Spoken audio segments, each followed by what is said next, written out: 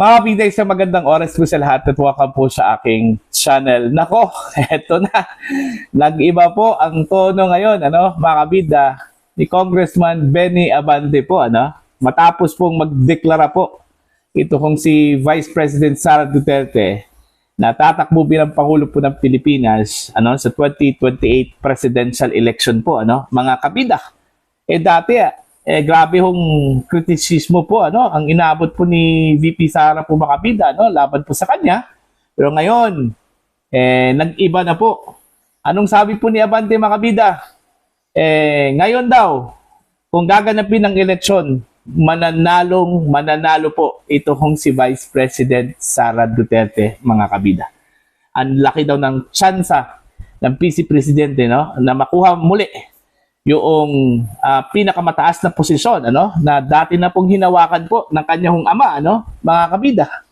Eto, babasahin ko lang po ito hong article po ng Ang Balita ngayon, mga kabida.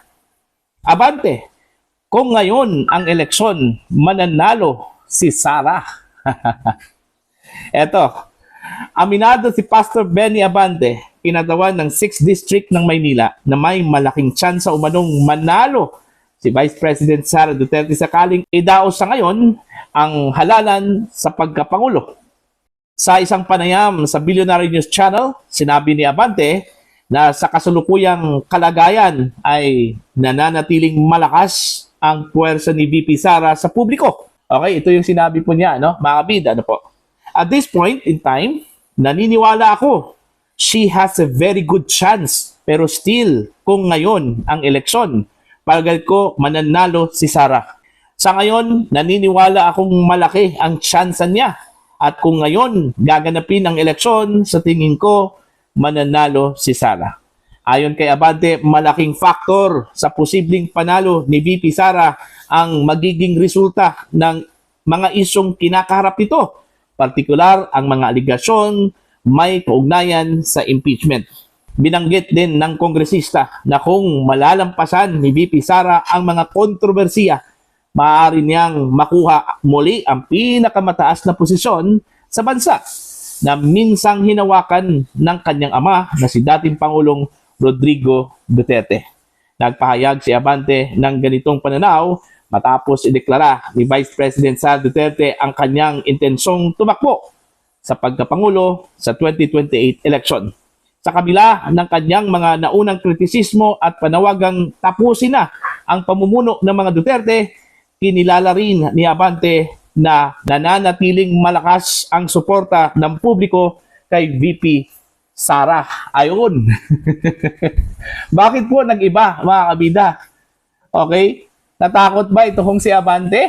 Dahil maganda yung reception po ng publiko dito ho sa pag-anunsyo po ni Vice President Sara Duterte mga kabida, na kanyang intensyong tumakbo bilang Pangulo po ng Pilipinas sa 2028 presidential elections.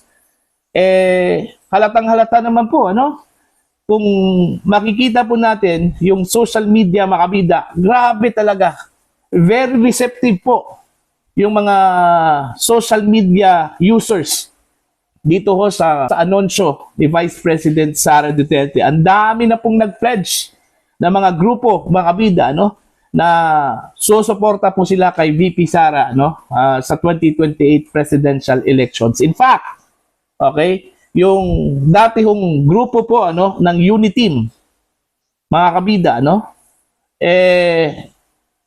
nabuhay muli ngayon. Matapos pong nag-anunsyo si Vice President Sara Duterte, yung organisasyon po na nasa likod po ng Uniteam noong 2022, biglang nabuhay para lang po suportahan ito hong si Vice President Sara Duterte. So, ang nangyari, iiwanan po nila ito hong si PBBM. Kasi itong grupong ito, nag-pledge po, mga kabida, ng kanilang suporta kay Vice President Sara Duterte. Po? Okay? Tapos meron pa pong Bangsamoro groups na nag-pledge din ng kanilang suporta, mga kabida. Meron pong nilo-launch ngayon na grupo dyan sa Cebu. Okay? Kung saan po ay magkakaroon po ng mobilization po, mga kabida, para ho sa kampanya ho for Vice President Sara Duterte sa 2028 presidential elections. So ito, malinaw po ito mga kabida, na talagang overwhelming po yung reception sa anunsyo po ni Vice President Sara Duterte. Kung mapapansin po ninyo, diyan po sa camera mga kabida, medyo mabagal po yung usad po mga kabida ng impeachment proceedings po against the Vice President. Mga kabida, inamin po yan ng ilang mga kongresista na matatagalan po dahil idadaan pa raw mga kabida sa Committee on Justice, kung saan po nung previous impeachment proceedings against the Vice President, wala po yon. Automatic po yon mga kabida, Dumiretso po sa plenary. Kumbaga, shinortcut po nila dahil nakuha po nila yung magic number, para lang po hindi na kailangan dumaan po sa Committee on Justice, mga kabida.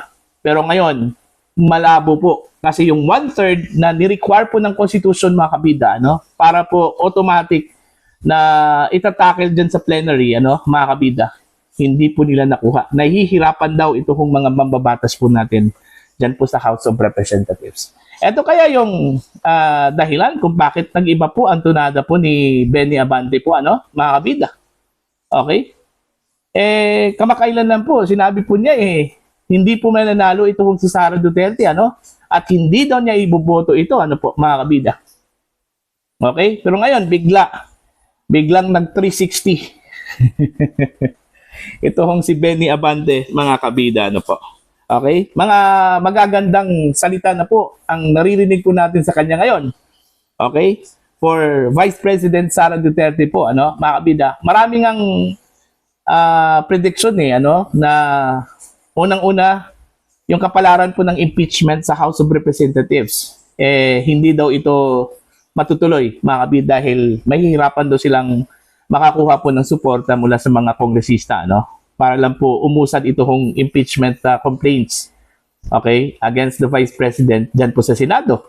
And dyan po sa Senado din, mga kabida, may prediction din, na malabo po na makonvict si Sara. Instead, overwhelming daw yung acquittal ni Vice President Sara Duterte, Ilan pong mga political analyst po ang nagsasabi niyan. Unang-una po, ito si Lito Banayo, Ilalang political strategist po, ni Senator Panfilo Lacson. Alright? Mismo siya ang nagsabi, nagpredict na ma-acquit overwhelmingly, ito si Vice President Sara Duterte. At in fact, meron po siyang figure, mga kabida.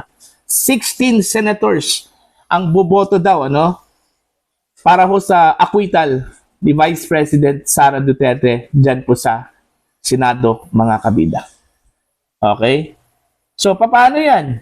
Okay, halos lahat po nagsasabi na halos lahat ng mga pabor na kay Vice President Sara Duterte mga kabida. Okay? So, I don't know kung ano na po yung iniisip ngayon ng mga kritiko po ni VP Sara, lalong-lalo na po yung mga kongresista po, mga kabida, na naging instrumento po para i-persecute si VP Sara. Grabe naman. Ang dami hong pinagdaanan po, ito si Vice President Sara Duterte, mga kabida, sa mga kamay ng mga kongresista po, mga kabida, mula sa Committee on Public Accountability, dyan po sa House of Representatives, mga kabida, yung mga kongresista po, na lumait po, kay VP Sara, mga kabida, Kumbaga, ang tingin po nila kay VP Sara, wala akong silbi. Okay? Mga kabida, sana po sila ngayon? Alright?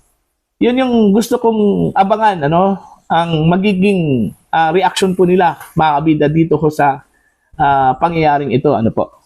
Alright?